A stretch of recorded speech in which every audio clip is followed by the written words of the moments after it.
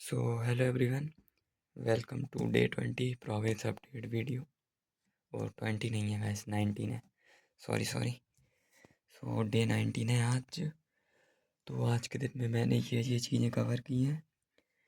Physics के 2 lecture देखे भाई साहब, फिजिक्स के भाई डेली मैं 2 लेक्चर देख रहा हूँ।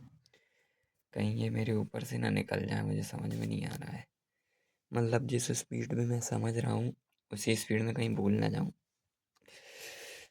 चलो भाई उसका देखेंगे, उसका बंदोबस्त, उसका सॉल्यूशन यही है कि भाई क्वेश्चन करो तो फिर आपको और लंबे समय तक चीज़ें याद रहेंगी। तो 2 लेक्चर फिजिक्स के देखे और ऑर्गेनिक केमिस्ट्री की लाइव क्लास। और फिर इन जितने भी लेक्चर देखे उन सब के नोट्स भी बनाए। और KMQ ऑर्गेनिक केमिस्ट्री का किया था एक। और बस इसी में मुझे 10 घंटे लग गए, पता नहीं कैसे। और आज मैं मतलब दिन में सो गया था, पता नहीं क्यों भाई। मैं अब डेली दिन में सो जा रहा हूँ, वैसे मैं दिन में अभी नहीं सो रहा था। बट आज तो भाई मैं 3 घंटे सो गया दिन में। मतलब मतलब भाई 3 घंटे बहुत होते हैं। फिर क्या भाई, 3 घंटे दिन में सो गया तो फिर 3 घंटे रात को पढ़ा। ठीक है, तो कुछ नहीं। पर भाई अब मैं सोच रहा हूँ कि मतलब दिन में ही 4 घंटे 5 घंटे सो लिया करूँगा और रात भर पढ़ो। फिर मतलब रात भर सही रहेगा, क्योंकि रात के कोई डिस्टरबेंस नहीं, एकदम शांति।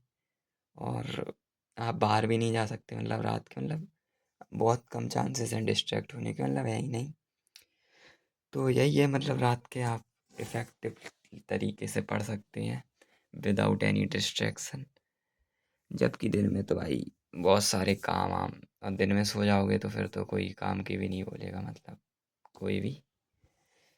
तो बस यही है, अब मैं मतलब दिन में सो जाया करूँगा और रात को 6 बजे, मतलब सुबह 6 बजे तक पढ़ो आराम से। तो गाइस अपडेट सिलेबस का मैं थोड़ा दे देता हूँ आपको। कहाँ जा रहा है तू? इसका ना देखो, थर्मल प्रॉपर्टीज़ का 11 लेक्चर हो गए मेरे, एक बचा है। तो एक मैं ले लूँगा अब, मतलब अभी तो सोने जा रहा हूँ, सोने के बाद फिर जब जगूँगा तब फिर एक ले लूँगा लेक्चर। पर भाई वो लेक्चर एक लेने के बाद ना भाई, इसमें मतलब KPPs दिए हैं सर ने, सलीम सर ने। और भाई उनमें क्वेश्चन है भाई 100 क्वेश्चन, शायद 120। 2 KPPs हैं। तो भाई उन दोनों को लगाऊंगा 1-2 दिन में आराम से, जितना भी टाइम लगे। 3-4 दिन लग जाए, बट उनको लगाओ। जितने क्वेश्चन बनना है या देखो, नहीं बनना है उनके सॉल्यूशन देखो। क्योंकि भाई इस चैप्टर में बहुत थ्योरी है, मतलब ये चैप्टर में बहुत सारे पार्ट हैं, वो आपको पता ही होगा। Calorimetry, conduction, heat transfer, thermal expansion, पता नहीं क्या क्या। तो उन सब में ना बहुत फॉर्मूलेज हैं। तो यही है भाई, वो इतनी सारी चीज़ें, तभी आप प्रैक्टिस करोगे जितने ज़्यादा क्वेश्चन, तभी याद हो पाएंगी। तो बस अब इसको कवर करूँगा। फिर अभी नया चैप्टर नया चैप्टर देखेंगे कौन सा उठाते हैं।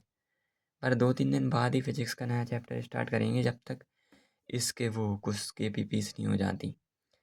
इसकी KPPs हो जाएंगी, फिर उसके बाद ये तो कर ही लिया है, लेकिन इसके नोट्स बनाने हैं तो इसके भी नोट्स बनाएंगे। और संडे को जो टेस्ट है उसमें ये वाला चैप्टर भी आ रहा है, तो इसके भी देखेंगे क्वेश्चन कैसे क्या है। इलास्टिसिटी है, इसमें इलास्टिसिटी पढ़ाई गई थी। और फिर इसको ही स्टार्ट कर देंगे, थर्मोडायनेमिक्स को। और ग्रेविटेशन तो भाई अभी सलीम सर ने भी नहीं पढ़ाया है, तो संडे को ग्रेविटेशन आ रहा है टेस्ट में। तो